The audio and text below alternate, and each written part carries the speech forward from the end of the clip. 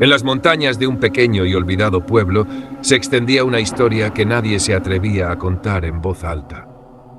Se decía que en lo profundo del bosque, escondida entre los árboles más antiguos, existía una cabaña maldita.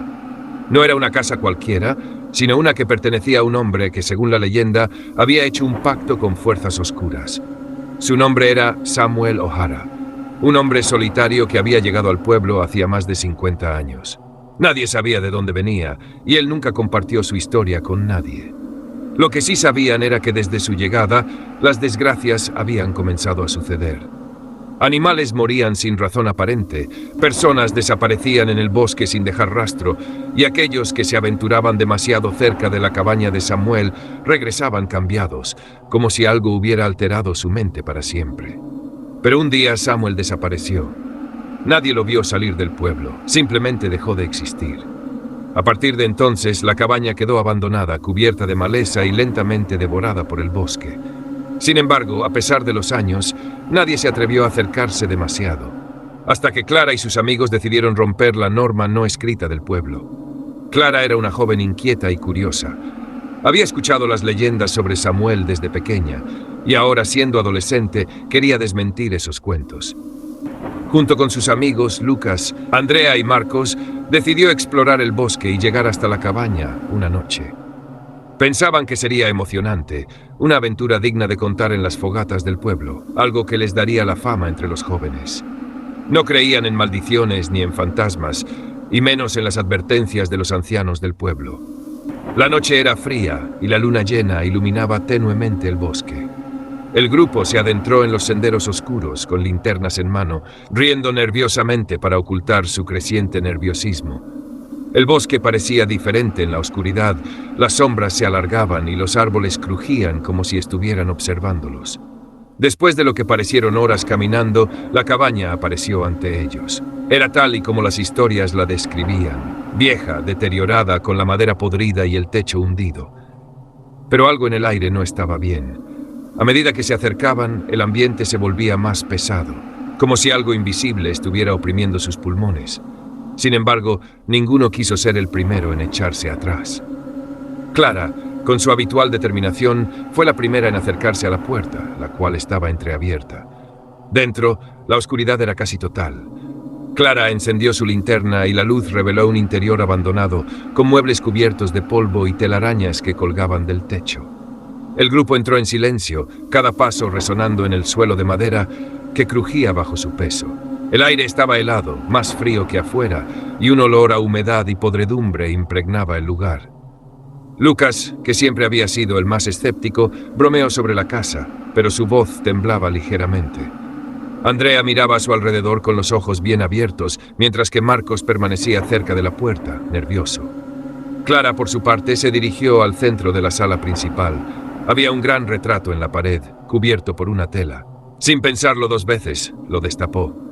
El retrato mostraba a un hombre que debía ser Samuel O'Hara, con una expresión severa y unos ojos oscuros que parecían seguirla.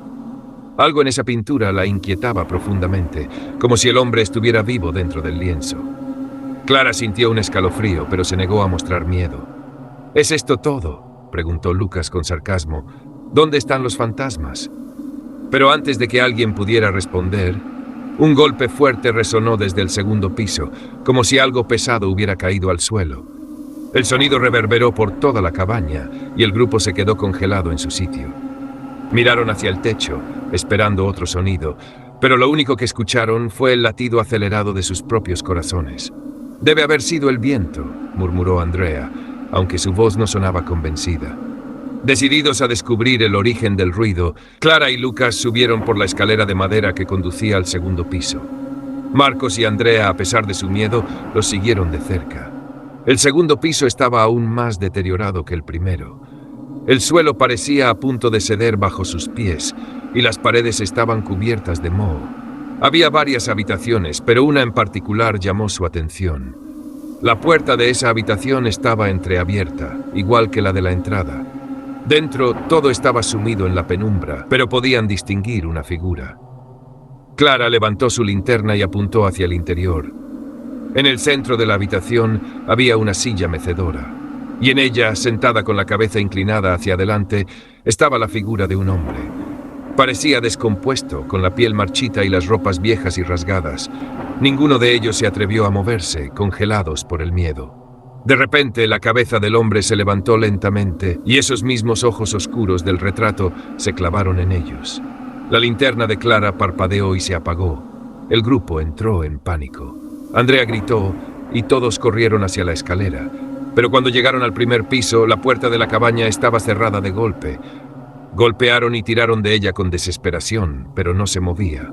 El aire dentro de la cabaña se volvió pesado, cargado de una presencia maligna que parecía estar a su alrededor.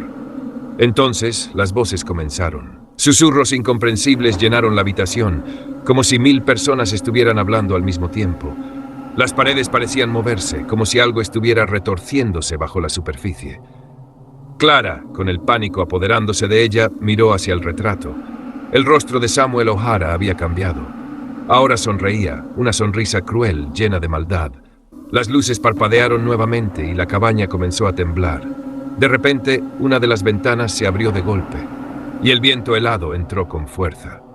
Sin pensarlo, el grupo corrió hacia ella y, uno a uno, saltaron al exterior. Aterrizaron en el suelo húmedo y frío del bosque, sus corazones latiendo desbocados. Cuando miraron hacia la cabaña, la puerta se había vuelto a abrir de par en par, pero dentro solo había oscuridad. Sin decir una palabra, corrieron de regreso al pueblo, sin atreverse a mirar atrás. Desde esa noche, ninguno de ellos volvió a ser el mismo. Clara soñaba con la cabaña cada noche, sintiendo esos ojos oscuros observándola. Andrea no pudo volver a entrar en un bosque. Y Lucas, el escéptico, desapareció semanas después, sin dejar rastro, igual que los otros que se habían acercado demasiado a la maldición de Samuel O'Hara. La cabaña seguía allí, esperando a los curiosos como una trampa, siempre vigilada por aquellos ojos que nunca descansaban.